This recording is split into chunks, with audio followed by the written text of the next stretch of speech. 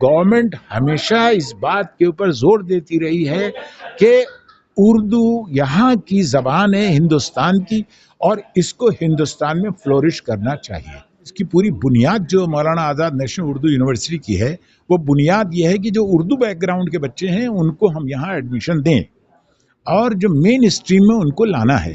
यानी main stream का मतलब है कि मदारिस के अंदर वो मेन स्ट्रीम नहीं पाई जाती।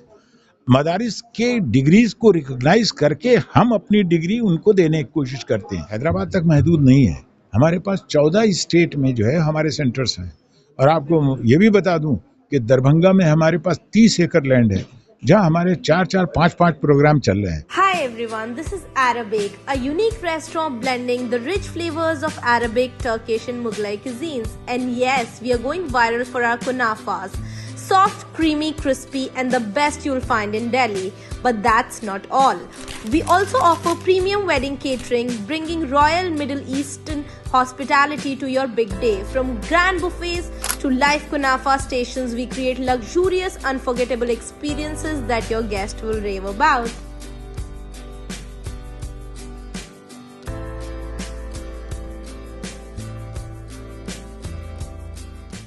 दोस्तों, मैं इस वक्त डॉन बॉस्को स्कूल में हूँ। आज यहाँ पे मौलाना आज़ाद नेशनल उर्दू यूनिवर्सिटी के रीजनल सेंटर का इनॉग्रेशन हुआ है।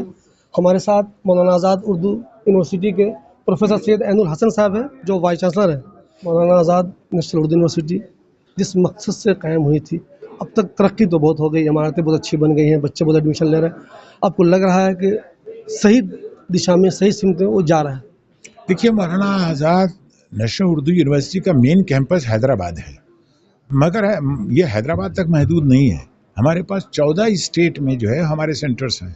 और आपको ये भी बता दूं कि दरभंगा में हमारे पास 30 एकड़ लैंड है जहां हमारे 4-4, 5-5 प्रोग्राम चल रहे हैं और हम वहाँ LLM भी ले गए हैं। तो ये ऐसा नहीं है कि तरक्की नहीं हो रही।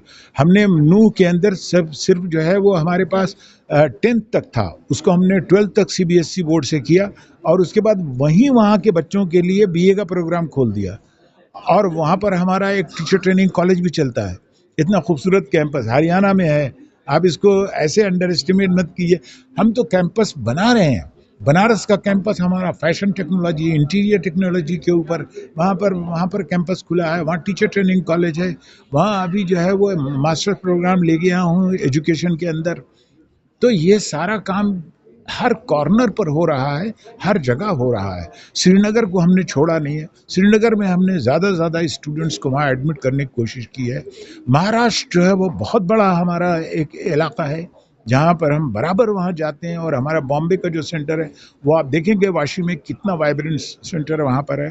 कलकत्ता हमारे लिए इम्पॉर्टेंट है, इसी तरह से पटना हमारे लिए इम्पॉर्टेंट है। हमारा कटक में भी कैंपस है एक, हमारा कड़पा में भी एक कैंपस है, भोपाल को हम छोड़ नहीं सकते। आप देख रहे हैं कि ये कैसे, लखनऊ एक बड़ा सेंटर है हमारा। तो ये तमाम हमारे फैला हुआ है मानू का कैंपस। सर, इसके सेंटर दिन ब दिन नए नए शहरों में खुलते जा रहे हैं, मौलाना आज़ाद में भी नए नए कोर्सेज शुरू होते जा रहे हैं। सर, मेरा एक सवाल आपसे एक है कि जब भी इंट्रेंस टेस्ट होता है उसका, मैं देखता हूँ जैसे डिप्लोमा इंजीनियरिंग का मैंने देखा, मान लीजिए जामिया का हो रहा है तो हज़ारों बच्चे टेस्ट दे रहे हैं, ऐसा लग रहा है कि बिल्कुल शहर डिस्टर्ब हो गया पूरा। उसी तरह मैं देखता हूँ कि जब इनका होता है टेस्ट तो लगता है यार बच्चे ही नहीं है। तो सर, क्या जहन में लोगों के मौलाना आज़ाद को लेकर क्या उर्दू की वजह से कुछ लग रहा है? जैसे इसमें अगर डिप्लोमा इंजीनियरिंग का टेस्ट हो रहा है, अच्छे खासे बच्चों को आना चाहिए, वो नहीं आ पा रहा। अब कहाँ आपको लग रहा है कुछ मिस्टेक हो रहा है कहीं? देखिए, थोड़ी सी आपको मैं जानकारी दे दूं। वो जानकारी ये है कि इसका जो इसकी नौयत है, इसकी पूरी बुनियाद जो मौलाना आज़ाद नेशनल उर्दू यूनिवर्सिटी की है, वो बुनियाद ये है कि जो उर्दू बैकग्राउंड के बच्चे हैं उनको हम यहाँ एडमिशन दें और जो मेन स्ट्रीम में उनको लाना है। यानी मेन स्ट्रीम का मतलब है कि मदारिस के अंदर वो मेन स्ट्रीम नहीं पाई जाती। मदारिस के डिग्रीज को रिकॉग्नाइज करके हम अपनी डिग्री उनको देने की कोशिश करते हैं। अब ये अगर डिग्री दे रहे हैं, हम मैनेजमेंट की डिग्री दे रहे हैं, कॉमर्स की डिग्री दे रहे हैं, हम टेक्नोलॉजी में उनको ले जा रहे हैं, इंजीनियरिंग में उनको ले जा रहे हैं। तो ये इंजीनियरिंग में ले जाने का मतलब ये है कि हम इसको अगर ओपन कर देंगे तो फिर तो उर्दू यूनिवर्सिटी नहीं रहेगी। तो इसका मतलब है कि कहीं ना कहीं उर्दू बैकग्राउंड होगी। तो उर्दू बैकग्राउंड के जो स्टूडेंट्स हैं उनकी भीड़ और बाकी तो आप इनको उससे ना कंपेयर कीजिए। सर कैंपस में बच्चे चाहते हैं एडमिशन, बहुत बच्चे ले रहे हैं, अब नए नए कोर्सेज भी शुरू कर रहे हैं आप। एक चीज़ मैंने देखी, हॉस्टल की कमी है। उसकी वजह से क्या है सर, अगर बाहर शहर में लोग रहते हैं बच्चे, तो पढ़ाई वो बात नहीं हो पाती जो हॉस्टल में रह के हो पाती है। तो क्या आने वाले दिनों में मजीद हॉस्टल वगैरह बनाने का कोई प्लान, ऐसा कुछ? हमारा अपना पूरा एक इसके अंदर अमला लगा हुआ है कि हम हमारे जहाँ जहाँ सेटेलाइट सेंटर्स हैं या ऐसे सेंटर्स हैं जहाँ पर हमारी रेगुलर और डिस्टेंस एजुकेशन दोनों हो रही है, वहाँ पर हम हॉस्टल का अरेंजमेंट करें। नतीजा ये है कि भोपाल में भी हम बनाने जा रहे हैं, हम श्रीनगर में भी बनाने जा रहे हैं, हमारे पास जो है वो दरभंगा में 4 हॉस्टल्स हैं, और हम गवर्नमेंट जो है वो जो बिहार गवर्नमेंट है उसने हमारी बड़ी मदद की है और वेल फर्निश्ड हॉस्टल्स दिए हैं हमको, तो वहाँ पर भी सीट बचने वाली नहीं है। तो आप देख रहे हैं कि हॉस्टल अब सिर्फ आप अगर कहें हैदराबाद के अंदर, तो अब सिर्फ हैदराबाद में कैसे हो सकता है, और भी जगह हैं जहाँ पर हमें हॉस्टल की ज़रूरत है और हम बना रहे हैं। आपको मैंने सुना बेहतरीन अंग्रेज़ी बोलते हैं आप, बेहतरीन उर्दू बोलते हैं आप। एक चीज़ तो माननी होगी, उर्दू भले ही जो लोग जॉब कर रहे हैं उर्दू में, उनको तो नौकरी मिल रही है, सब कुछ हो रहा है, तनख्वाह मिल रही है, पैसे कमा रहे हैं, लेकिन उर्दू में दिन ब दिन कमी देखी जा रही है। उर्दू के रसाले बहुत, भले ही हैदराबाद के उर्दू अखबारात बहुत अच्छी पोजीशन में हो, दिल्ली के उर्दू अखबारात बंद हो रहे हैं, बिहार में बहुत सारे उर्दू अखबारात बंद हो गए, उर्दू के बहुत सारे रसाले इतने बेहतरीन बेहतरीन, शमा मैगज़ीन बंद हो गई, खातून मशरिक बंद हो गया, नई दुनिया अखबार बंद हो गया। तो सर इसके पीछे आपको क्या नज़र आता है? क्या हमारी गलती अपनी है, हुकूमत की गलती है, किसकी गलती है? उर्दू इतनी मीठी ज़बान, इतनी बेहतरीन ज़बान, अब चड्ढा साहब जैसे लोग एडमिशन ले रहे हैं उर्दू में, लेकिन फिर ये रसाले बंद क्यों हो रहे हैं, अखबार बंद क्यों हो रहे हैं? जो गवर्नमेंट के रसाले हैं सर, उनका सर्कुलेशन बहुत कम होता जा रहा है। सर इसमें कमी कहाँ नज़र आ रही है आपको? देखिए, जो घरों में उर्दू थी, घरों से बाहर नहीं जा रही है। यानी यह है कि जो माँ बाप थे उन्होंने सोचा बच्चे को उर्दू पढ़ा के क्या होगा, बल्कि पिछले दौर में क्या होता था कि पहले उर्दू पढ़ो, फिर उसके बाद दूसरी ज़बानें पढ़ना, फिर उसके बाद दूसरे कोर्सेज लेना। लेकिन यहाँ क्या हो रहा है, यहाँ जब घर के बच्चे ही नहीं उर्दू पढ़ेंगे तो तरगीब तो घर वालों को, माँ बाप को देनी चाहिए। अरे माँ बाप अगर बिल्कुल नहीं देंगे, अपने बच्चों को नहीं पढ़ाएंगे, जबकि सहूलतें मौजूद हैं आजकल डिजिटल वर्ल्ड में हर चीज़ मौजूद है, आप उसी के थ्रू उनको उर्दू पढ़ाने की कोशिश कीजिए। तो जब हम ही, अच्छा उनका ब्लेम हमारे ऊपर क्यों डाल दीजिए आप?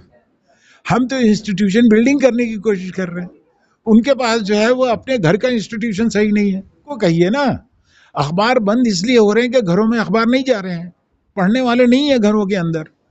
आप उनके घरों में अखबार डालिए, और ये अखबार बंद उस वक्त नहीं होंगे जब रीडर्स मौजूद होंगे। आप रीडरशिप नहीं बढ़ाएंगे तो मुश्किल हो जाएगी आपको। आप सिर्फ इंस्टीट्यूशंस के ऊपर नहीं रहेंगे कि मानू में कितने अखबार जा रहे हैं। सवाल है कि मानू में अखबार नहीं, देखिए आप पूरे हैदराबाद में कितने अखबार जा रहे हैं, आपके लखनऊ में कितने अखबार जा रहे हैं, श्रीनगर में कितने अखबार हैं, कलकत्ता में कितने अखबार।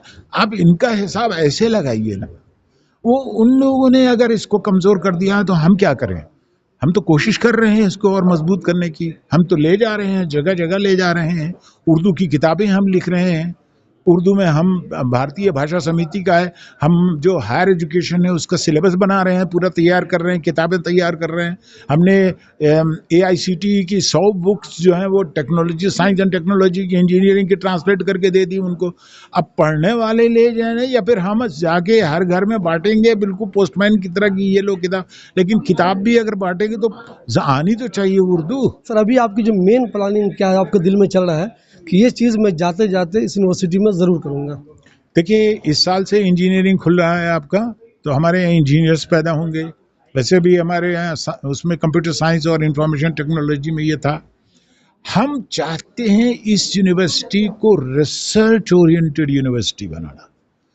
अगर आप हायर एजुकेशन में रिसर्च की तरफ नहीं जाएंगे, देखिए बड़े बड़े इंस्टीट्यूशंस अपनी रिसर्च के बेस के ऊपर सामने आए हैं। अगर आपने इसको रिसर्च ओरिएंटेड नहीं बनाए, ज़्यादा ज़्यादा PhD के स्टूडेंट्स को मौके फराहम करना चाहिए कि वो यहाँ आएँ। अगर मान लीजिए कोई PhD करके जा रहा है, आज लोगों की तमन्ना है कि उनके नाम के आगे वही डॉक्टर लिखा जाए, तो ये आप अगर कैंपेन चलाएंगे, लोगों में ये इश्तिहा पैदा होगी इस तरह की कि हम जो है वो उर्दू के साथ जुड़े रहें, तो मैं समझता हूं कि इसको कोई रोकने वाला नहीं होगा। और मैं आपको एक बार यहाँ भी बता दूं कि गवर्नमेंट हमेशा इस बात के ऊपर जोर देती रही है कि उर्दू यहाँ की जबान है हिंदुस्तान की, और इसको हिंदुस्तान में फ्लोरिश करना चाहिए।